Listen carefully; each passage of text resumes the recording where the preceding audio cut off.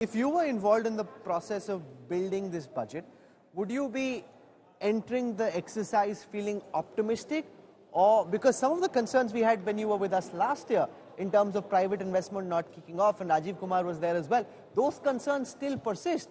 Now this investment cycle that Zafar is speaking about, everyone, including those in government, have been waiting for this cycle. It's almost as if, kab aayenge ye din?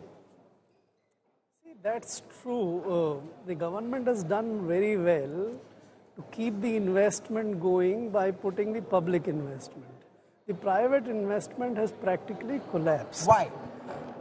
Why? The private investment happens when they see profit at the end of it. No one does investment for the sake of No, but charity. the point that Zafar makes, that capacity utilization is now in its mid-70s, which is when, at least academically and theoretically, an investment cycle for the next 10 years should begin. Rahul, this is basically talking about the manufacturing industrial economy. That is already matured. The new investment is going into the digital economy, the environmental economy, the infrastructure economy. That is where the new investment. And it is the new enterprises, the startups of the world, those kind of things. That is what is sustained by the foreign investment, foreign technology transfer, bank loans. So you think that doesn't require this kind of investment? No, it's actually in the reverse. Now you see the startup. We were doing very well until 2 years back. The startup story is busting now. There is more startups. No, but that's not the government's fault. No. You are asking me about the private sector. Sure. That is a private sector. That is the private sector. Why would they invest? Because they were looking at the animal spirits that let us raise our volume. And getting carried away and flying in the air. They got carried away. Rajiv Kumar, what do you make of this point that Dr. Garg is making, that private investment is down because private India Inc. is not seeing profits in the future, which is why they don't see the need to invest? Rahul, I'm afraid, with due respect, private investment is not down. It's not increasing as rapidly as it can be. Sure, that's right. FY21, this is the review of economy that has just been put out, was 3.7 trillion rupees, and now in FY23 it's 5.9 trillion rupees. Right? So it's gone up. The bank credit went down to 2%, the increase in bank credit annual. The non-food bank credit, now it's up to 19%. Yes, it was 25, 26% at a time of the exuberance in the 2008 to 2012 period, which resulted in the balance sheet weakness that you had. But that bank credit is now going up. So therefore it's beginning to happen. What I have, and I've said this to the highest authorities, as it were, is that the second leg of the K-shape, the small and medium enterprises, they are not doing as well as they should have been doing. And that's something that requires attention. There is not doomsday the way Supriya has predicted. Yes. I just want to make a small point. The bank credit is going up, which is true, because personal loans and the services are going up. But the industrial credit is very much down. It is just down. From 43% in 2014 of the total credit, the industrial credit is 26% now. Yeah, but the rest of it is going to housing, which generates a lot of jobs. I think the small point that is to be made here is, while we talk about investment, who invests? Investment is an act of faith, whether it is your domestic industry or the international operators who come. Your FDI being at a 16-year low, consistently going down for the last 3 years, should raise red flags. Because guess what? People are engaging more with agriculture. Jobs in services are going down. Jobs in manufacturing have gone down. I think these are reasons to be concerned about. Why? Because I do believe, unpredictable policy framework, and I also feel the social environment. What is unpredictable? There's been quite a lot of predictability. Really? In which part do you see unpredictability? I mean, retrospective taxation on your watch by Pranab Mukherjee as Finance Minister. Absolutely. That is a case of unpredictable policy making. But GFCF was still much higher for us than it is for Mr. Modi or his government. No, but where are you seeing unpredictable policy? I will tell you where I'm seeing unpredictable policy.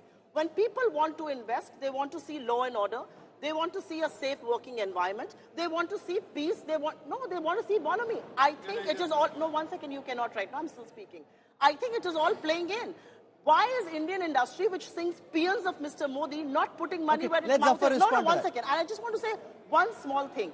Does anybody care about the fact that services The jobs and services are going down and the government wants to lose no sleep over it. And with all due respect to bank credit and with all due respect to everything, the reality is that corporate India was still being given kid glove treatment. You still gave them corporate tax exemption. You still wrote off 14.5 lakh crore rupees. They're still not investing. I think that's a serious cause of concern. They don't believe you. Zafar respond to that. One just point, See, small point. I heard her, and she was talking about various FMCG companies. Their top line has come off, profitability has come down, because they had monopoly. There is no more monopoly today of Britannia or other companies you have mentioned, because you have likes of Patanjali. See their top line, see their bottom line.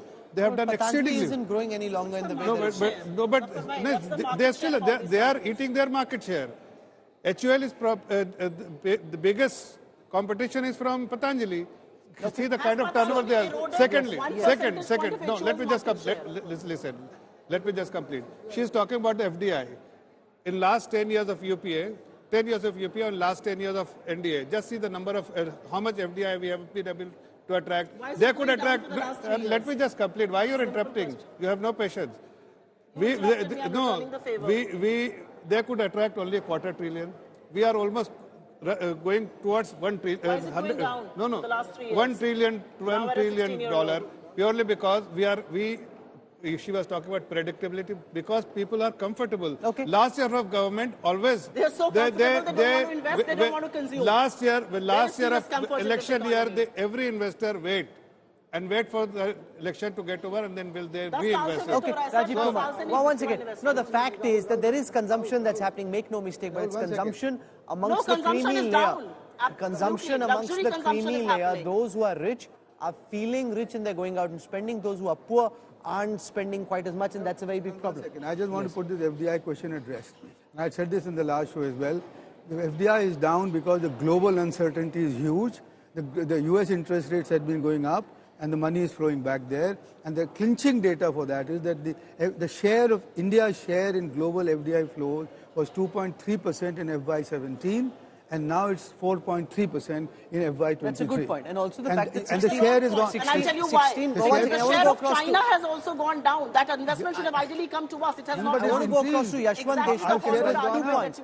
Our share has The gone up. IMF data that came out says that 16% of global growth this year, all the growth that happens in the world, 16% of that is coming from the India engine. Yes, of course, things can be much better, but let's not disparage the way things are as well. I want to take 2 questions. What is the expectation that people have for their own quality of life this year and next? Okay, so the quality of Aam Aadmi's life last year, has it improved? Is it the same? Has it gotten worse? So 35% of the respondents in Yashwant's data say that it's improved. This was 39% earlier, so that's actually tending downwards from the beginning of the government. Is the same is about 30%, and has got worse is now at 35%. So those who think that things are worse is actually coming down, because that was earlier at 49%, 42%, 45%. So it's actually come down to 35.